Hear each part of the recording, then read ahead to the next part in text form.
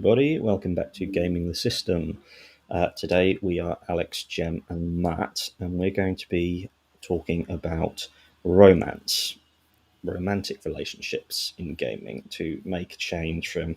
We almost always end up talking about sex, and I don't know what that says about us, but we're going to take some time to look at the actual romance, love, wooing between characters.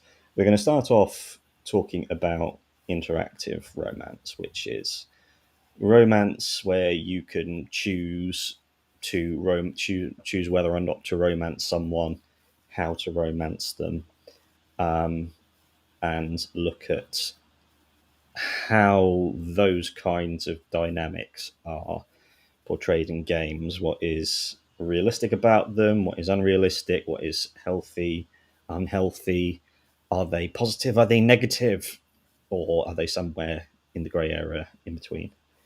Um, I think a positive place to start off with is, do you guys have much experience engaging in these romantic options when you're playing? I don't think I've played too many games with sort of which have the option to romance other characters. I have played some, definitely, but it's not the type of game that I would choose above all other types of games. So I'm not like an expert on in-game romances, but yeah, I've definitely got some experience. I'm not a complete newbie to it, but I'm not an expert either. In the same boat actually, because I've not really played a lot of games that I can think of where romance is featured heavily. In preparing for today, I did have been reminded of some along the way. So I think sometimes it sort of just filters into the background of the story, and you don't. Which is probably the right way for it to be, really. But Yeah. yeah, so it's certainly not something that I seek out. And but I don't read romance novels either. So, and don't really watch that many rom coms. So maybe it's just not my thing. Yeah, I realise looking back at my gaming history that I'm a bit of a. I can't think of a suitable for work word, so I romance a lot Yeah. in mainly big RPG games, and the three that stood out the most to me in that they really fit into the story really well. You can either not do them and you don't realize what you're missing, but if you do them, then you know that you're getting more out of the game for it. So you can do it just from the point of view of, especially with some of the massive games. I'll say what they are so that we've got an idea of what they are first. Dragon Age games, and Fallout 4.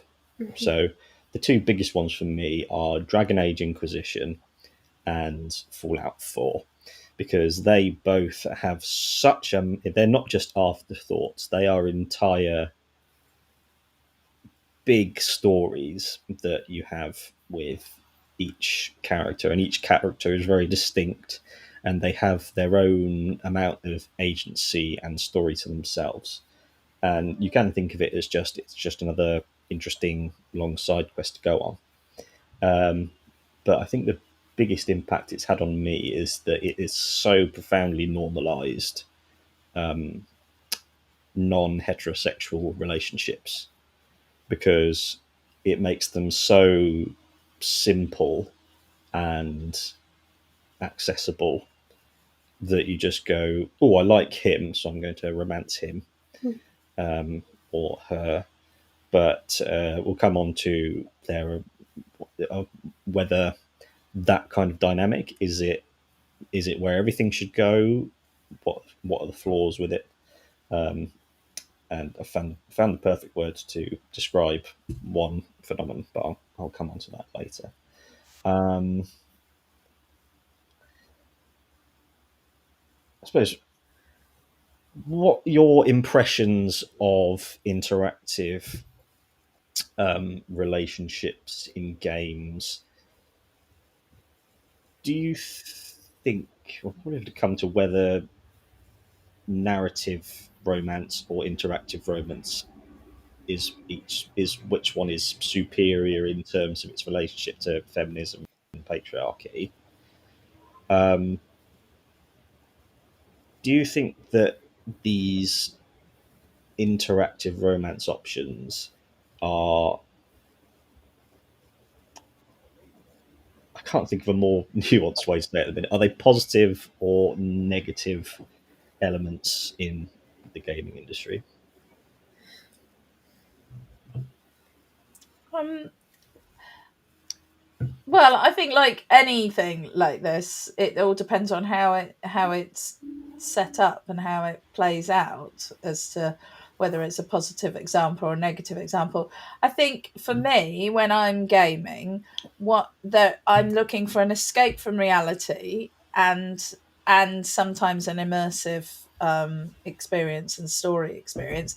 So interacting in a romantic way may well be appropriate for the immersive experience and the reality escape. Now, I have a very weird attitude to it because I don't romance the characters in the games, and I don't know why, but I just have a real thing about it. And occasionally I might romance a character just to see what happens, but I'll always like reload it and go to back to before I did because I don't want to impact the story. And I feel I mean, I'm thinking primarily of Mass Effect and Dragon Age, where they have a huge amount of options and things, and in Dragon Age Inquisition, you get the option to like have one night stands or have longer, more meaningful relationships with the other characters, which I think is really cool and fun. However, I just. I've just felt really awkward about it because I'm like their boss. If there's felt like there's like this power play that's inappropriate there. So excuse me, but yeah, no, I find it really, my reaction to it is really interesting, and but I do find it a bit. It almost feels like, yeah, like an inappropriate behavior for the character Yeah. that I'm playing, my heroic character. The one exception I would say is Stardew Valley, where you can romance characters in that, and because it's like a little village, um, you build up relationships with all the villagers and learn their stories and everything, and it's just kind of fun to I don't know, explore certain relationships, and that changes the way the game pans out. So I think for me, this with Stardew Valley, even though it's this tiny little, like very simplistic game, it almost feels more immersive from the relationship side than like Dragon Age or Mass Effect have. Yeah, I feel quite similarly. I think in some games, a lot of the interactions, like I've played before, like in Witcher and in Assassin's Creed Odyssey, for example, just feel really awkward and like I shouldn't be doing it. Um, Although in Witcher it is kind of part and parcel of like Geralt as a character. It just feels like he's very much a romancer of sorts. Um, Although in Odyssey it just felt like the whole notion of in-game romances was more of an afterthought, like they were just throwing it in there for the sake of it because people might like to do it, but it didn't feel like something. I mean, I kind of made it into like my own version of Cassandra, where she was very much into casual, relationships with anybody, anytime, any place. But they did, like, I think the weirdest ones were in Valhalla, Assassin's Creed Valhalla, I should say, where you can actually romance your adopted brother's wife, which I felt very bad about doing. I started it, and then there's an option to back out, and be like, no, I'm sorry, this isn't right for me. And then the character just carries on like normal, like you were before, but with slightly less amorous intentions towards you. And I just felt really bad about ending the relationship and then getting with the baker in your home village instead. And then I was like, oh, I need to pay attention to every time I come back from doing like loads of missions around England. I'd be like, how are you, baker? Are you still in love with me? And then we'd go and do some fishing. And yeah, it would all lead to sex, though, obviously, which was again just really awkwardly handled because obviously they decide to show either everything or nothing. So there's like this weird cutaway where it's like, let's go to the bedroom, and then it cuts to the scene in the morning where they're just putting the armor back on that they already are wearing, you know, that type of thing, where it just feels a little bit weird and awkward. One thing I think I should note is probably the first experience of in-game romancing is probably in The Sims, where it felt quite natural to do because it's kind of Yeah. part of your whole goal as a character is to grow and like build your own home and your own life, and part of that might include making a family. So that is one example where it feels a lot more natural, Mm. and probably again my first experience of romancing people in games, and I was very into that, definitely, because The Sims is just kind of made for that sort of thing. Mm. So it was really quite fun there. But in other games, it definitely feels like an awkward add-on, where it's like maybe we can include this if people want it, but the core of the game is really more about the actual adventure rather than some romance you may or may not choose to have on the side. It's kind of complex. I think it depends on the game that it's in and whether it is the core purpose of the game or if it's just an option for you to get involved. Yeah, you made me think about, I would be really interested to know like how um whether male players and female players Mm, react differently to these options in the game, because to me, I think part of my kind of like standoffishness about it is that it feels a little bit like fan service. It feels a yeah, little bit like, oh, let's have a little bit of soft porn in here, just I think that's a bit awkward. But I think, as Matt said, we always end up talking about the sex on this. So, maybe we need to pull it back, because the mm, romancing, which is the lead up to yeah, it, is not that. And so if it's done well, and as you say, Alex, if it feels like it's part of the story and mm, it feels consistent within the game world, and your character's story, then it just enhances it, and yeah, it's a positive, but can be awkward. I think we're going to, because you two brought it up, we're going to have to talk about sex very briefly. Because you just made me think, Alex, about how you think about the sex is like the binary thing that seems to be like the apex of the relationship yeah, arc so often that you do the romantic foreplay, the quests. Someone referred to it as it's like kindness coins that you build up to put in a vending machine, yeah, um, and so that's what your yeah, an invisible meter that you're building up and up and up with each dialogue option or quest that you do, and then it feels like oh yep, you've had sex now you're yeah. in a And then you can relationship. move on. Yeah, Do you think that is that the because I've only just realised that's the association that I feel from it. Do you two feel like sex is put in a where sex is placed in the arc of a relationship and the relationship between romance and sex because it feels really reductive to me. Yeah, I would agree. I think in a lot of games, I think they're improving on it slightly nowadays, but in a lot of games that we've talked about, it feels like romance is like the only gateway to sex being the end goal and then nothing more beyond that. Like when I talked about coming back in Assassin's Creed Valhalla and sort of checking in on my baker to see if they're still interested. That, in a way, is kind of good because it's like you can still nurture the relationship after initially starting it if you want to. You can also choose to end it. So in a way, that's good, but it still felt like an awkward add-on to like the whole game. I don't really know how to feel about it because there's the pros in there and there's also just the awkward feeling. But yeah, I guess that's showing some growth in some way that you can just choose to go out on fishing trips or just to spend time together. I mean, probably a lot. I mean, I don't know. After a while, it was a little bit boring. I was like, okay, great. And can I go back do some killing people now?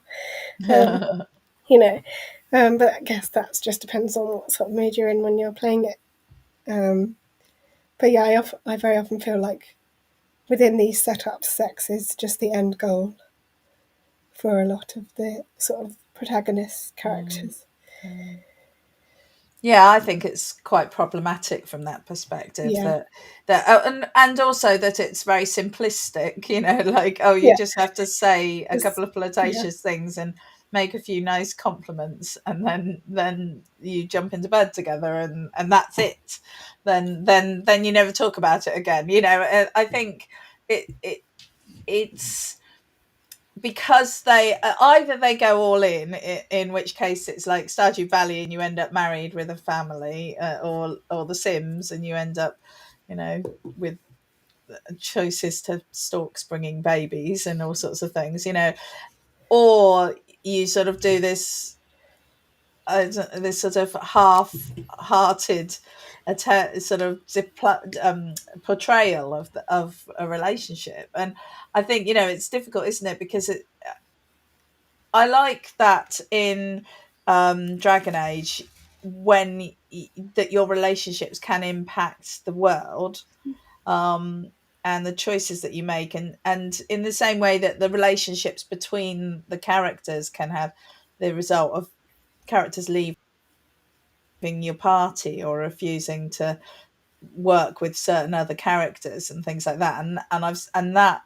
tends to pop up across the board actually in a lot of RPGs and role playing games, and um, so I think that's really good. But I think it's quite damaging the way that it tends to be this sort of top level newspaper headline relationships, that it's peddling a false story of how these things play out to a potentially um, impressionable audience.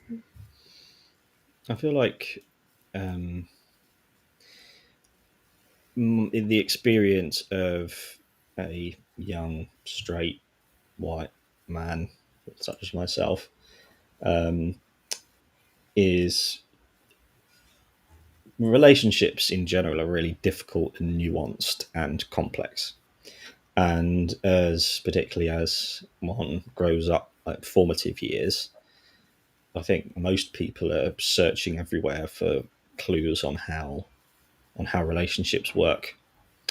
Um, Having games like say Dragon Age and Mass Effect and um, Fallout 4, they they they are good in that they're really good fleshed out examples of romantic relationships.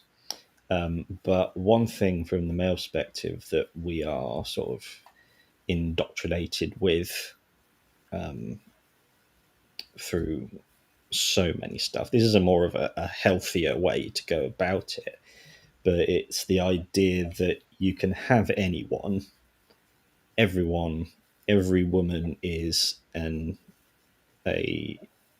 gettable target, and all you need to do is do the quests, tick the boxes. It only struck me recently how toxic um, the concept of the friend zone is. Mhm. That it's going, if I'm doing all the side quests and saying Yeah. all the dialogue options, and I'm not getting the the can out of the vending machine. I'm just putting, it's just taking my money, Yeah. rather than thinking that's strange. Do you guys, is that something that you guys have thought about before or makes Not sense? not in that direct parallel, no, but it does make a sense. It does align definitely. Those two trains of thought. But yeah, there's definitely a parallel there. I mean, the whole friend zone thing is yeah, incredibly toxic, and this idea that if you invest a certain amount in somebody, then they should you should get something back from them, is that you're entitled, is dramatic and damaging, because that isn't how people work. It isn't a I give this and then you give that, and it's not a clear cut situation in any scenario. And so I think, yeah, it's the given that we have this system, this not system, we have this scenario, this setup in our society and our culture that says, this is how it should be, that there are lots of people out there who complain about the friend zone such that it is a household term. um, to then be sort of effectively read in games is reinforcing this idea that that you give something, and you expect something back in return, and really we should go through life not with that, without, sorry, I'm losing all my words today, but we should do that without that expectation, because actually the reality is that you should give to give, and if you get something back, then great, but you shouldn't ever expect to receive something back. And I think that goes across the board, but certainly in relationships. Yeah, I find that thinking of the different ways in which patriarchy just drives young people insane in their formative years and beyond, like from the male perspective of being fed all these propaganda messages by the patriarchy, that when, if you don't fit, even if you're like me, but you don't, you're not that perfect fit for even the patriarchy, but you're being told that you're supposed to, and then looking everywhere that you possibly can, and then you're getting these kinds of messages, and that's how you get stuck into that transactional mindset of thinking. And then that's where I think a lot of, because that's the basis of incel culture, isn't it? It's the Mm. idea that we're entitled to this. Yeah. Yeah. We're doing all of the quests, and these NPCs, thinking of women as just NPCs, Mm. they're not giving me that. Yeah, it's almost as if they view us as just, well, in thinking about incel culture, it's like women aren't really real things, or at least they think of them in a certain way. But of course, we know that's completely unrealistic and untrue and unreal, and it's just a complete fantasy that they're living in, which is pretty harmful in a lot of different Mm. ways. Mm. Um, Sorry, I jumped in. I had to pop out briefly for a second, but so I hope I haven't missed much. But yeah, It makes everyone miserable. yeah, Incels are miserable, they are. Yeah.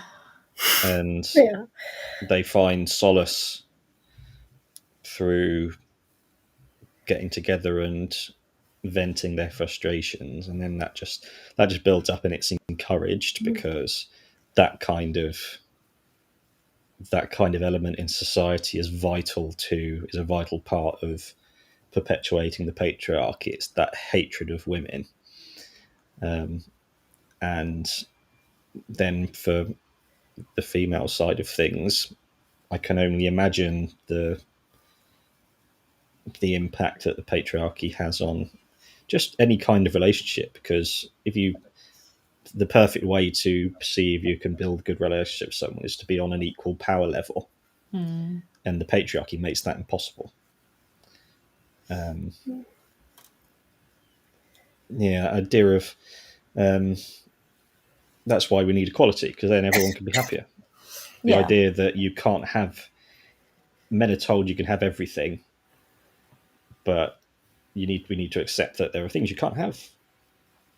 And I think that we'll go on to the final element, because there's a word I came across today, which I think describes what I've been thinking perfectly, is when games like Mass Effect and Dragon Age and Fallout, apart from apparently Solas in Dragon Age Inquisition, you can romance them no matter what your gender or race happens to be. And that's called player sexual.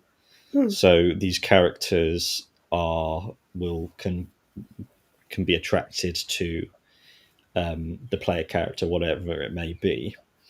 And I want to talk about the what's positive about that and what's negative about that, and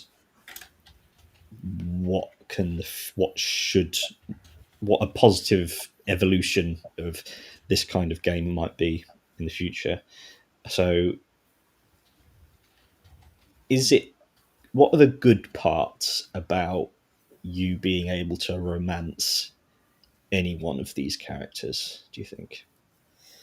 I think it's good in that it shows that if you, as the playable character, want to romance somebody, there's no that gender or identity isn't perceived as a barrier to you, as in terms of getting involved with anyone. There's no barriers there. You can choose whoever you like, and in that way, it's quite um, it's giving you choice as a player, which is good, and it's representing a world which is technically a lot more inclusive than this one potentially could be. And that's down to a lot of different things, like a lot of outside factors that influence that. Um, and in the game world, there aren't those factors there. So in that way, it's positive. But equally, if you if you think about that a little bit more, is that really 100% realistic? Is the question of how realistic do you want your game to be? Is it based on an idealized world, or is it based on a particular time period? If it's a game set in like Victorian times, say, would you want it to reflect the attitudes of the time, or would you want it to be completely different to how it would have been at the time? Yeah, I've gone off tangent, I know, but yeah, I don't know. I don't know what else to kind of expand upon. Really, those are just my initial thoughts. Okay. What was the question? I've okay. Positive things about player sexual relationships. Okay. So I found out earlier, I didn't know this until I was prepping, that in Dragon Age Inquisition, it isn't an all out orgy. If you are a female elf, then you have 6 options to romance.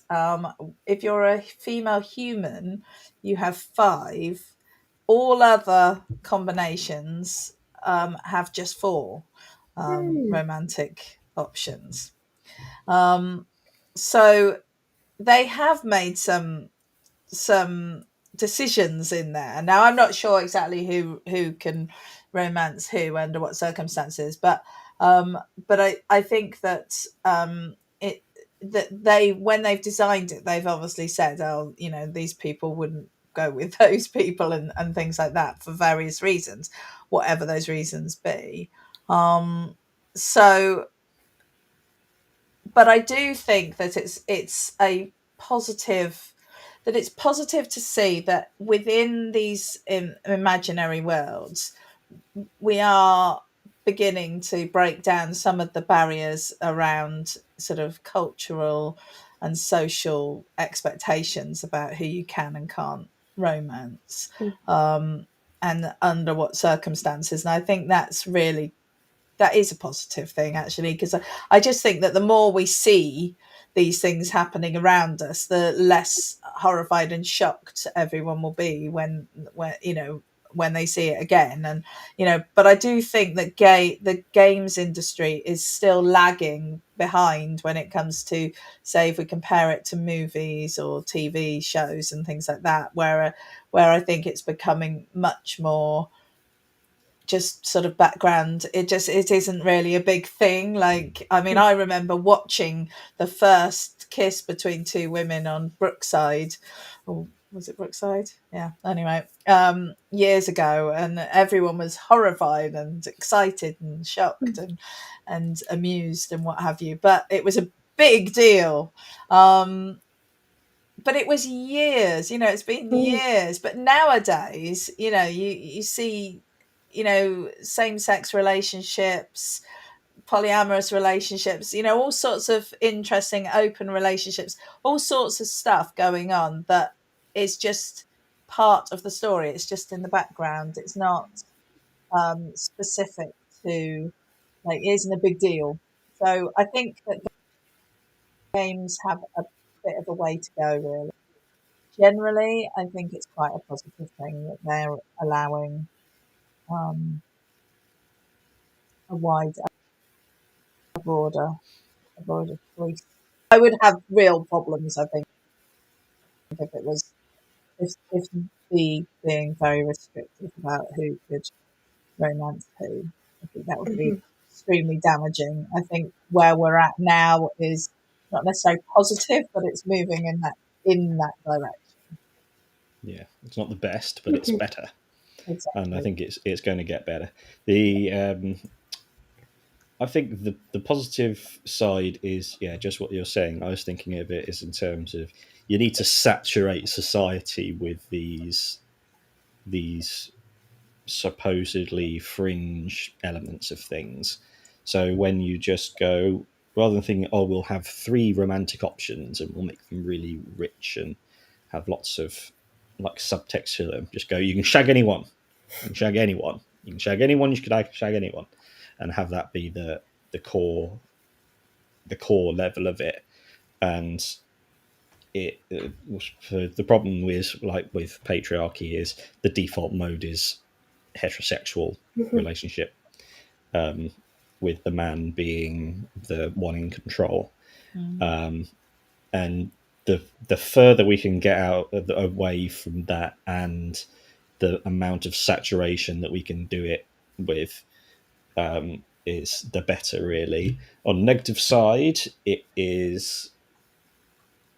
it's like when they say, oh, look, you can play as a male or female protagonist. Yeah. Aren't we progressive? We get lots of brownie points for how progressive and uh, carving the progressive future are. And you go, you're hedging. You're sitting on the fence, which is not courage. You're taking the courage to take this small step forward, but in the grand scheme of things, saying, yeah, you can shag anyone and race and gender don't matter, you're still saying you're sidestepping the conversation about gender and race and Mm. power. Mm. Um, and but yeah, I agree, Jem, that in on the spectrum of damaging to progress, it's definitely a solid way into the level of progress. Mm. Before we go to the end of the session, have you either of you got anything else to add on interactive romance? No. No, I'm all good. Cool. So we'll keep it short. Just go. Thanks for watching or listening. You can see or hear us every Thursday at 7 p.m. So until next time, bye bye.